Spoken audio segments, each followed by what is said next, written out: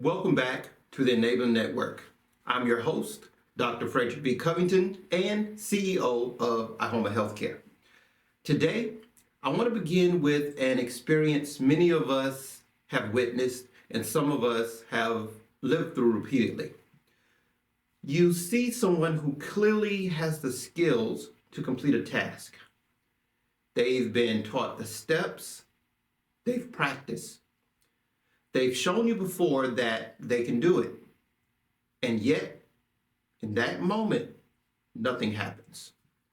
The task doesn't get done. The routine falls apart. Frustration builds on all sides. Too often, we label this as non-compliance, a lack of motivation, or refusal. But what if the real issue isn't the task at all? What if the issue is that the nervous system isn't ready? In disability services, we spend an enormous amount of time designating tasks and measuring outcomes. We create schedules, routines, goals, and expectations. Brush your teeth, attend the session, follow the plan, complete the objective. But task completion often fails when sensory needs are ignored.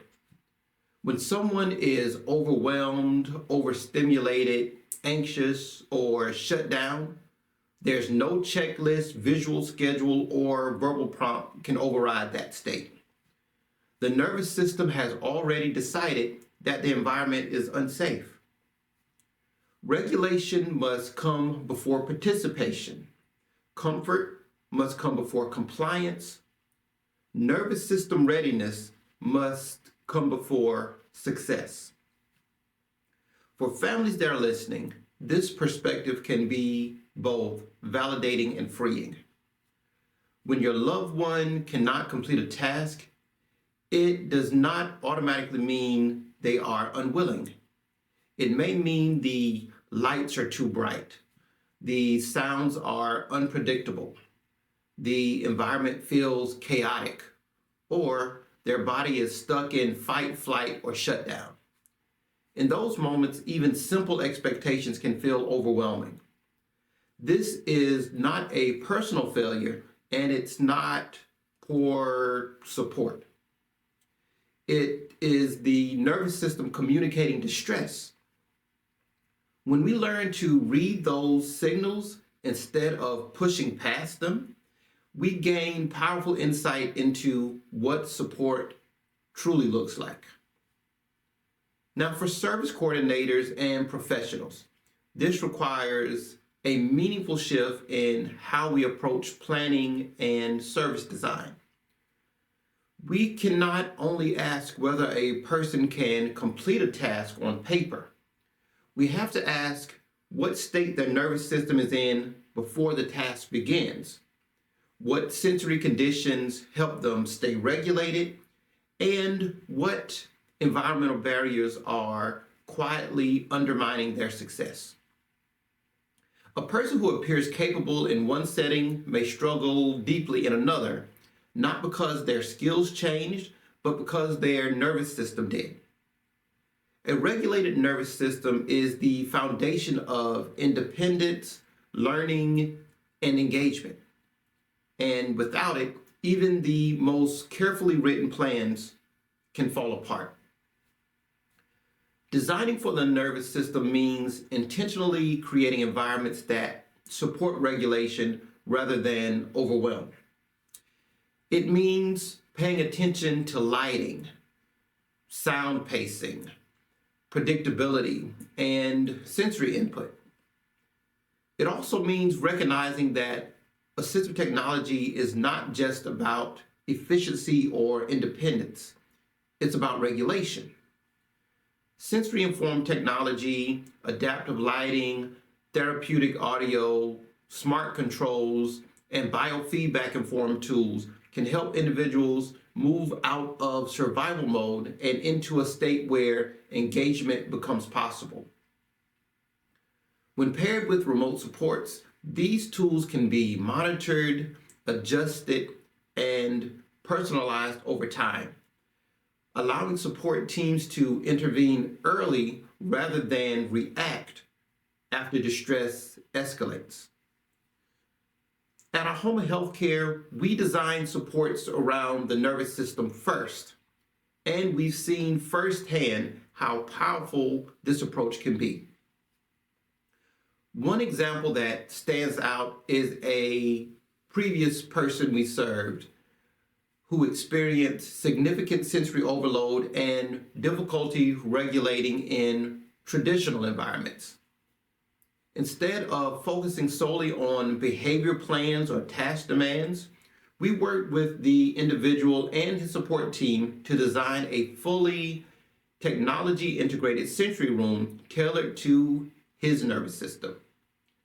He was given full control over every element of the space: lighting, color and intensity, sound and music selection, visual projections, temperature cues, and calming sensory inputs, all through accessible, user-friendly technology.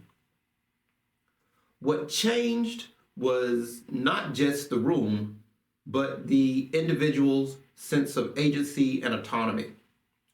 Being able to control his environment allowed him to self-regulate rather than rely on others to interpret his needs.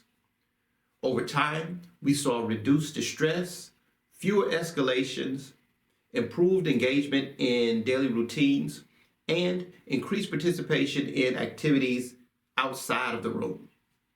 The technology did not replace human support, it enhanced it.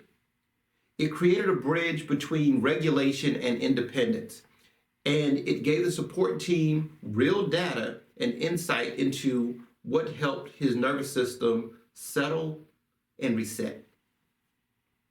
This is the power of assistive technology and remote supports when they are used intentionally. They allow us to design environments that respond to the person, not force the person to adapt to the environment. They help families feel supported rather than overwhelmed. And they give service coordinators tools that are proactive, ethical, and effective. Now, most importantly, they honor dignity by supporting self-regulation rather than enforcing compliance. The shift we are advocating for is simple but profound. We don't fix people. We design better environments. When the environment works with the nervous system instead of against it, people show us what they are truly capable of. Independence does not begin with a task or a checklist. It begins with a nervous system that feels safe enough to try, safe enough to engage, and safe enough to grow. If this approach resonates with you and you are seeking supports that honor the whole person rather than just the outcome, this is the foundation of the work we do at Ahoma Healthcare. Thank you for spending this time with me on the Enabling Network. As we continue this series, we will keep exploring how assistive technology, remote supports, and human-centered design can come together to create better outcomes for individuals, families, and systems alike. Until next time, stay curious, stay compassionate, and keep designing for the whole person. I'm Dr. Frederick Covington, your host and CEO of Ahoma Healthcare. We'll be seeing you next time. Take care.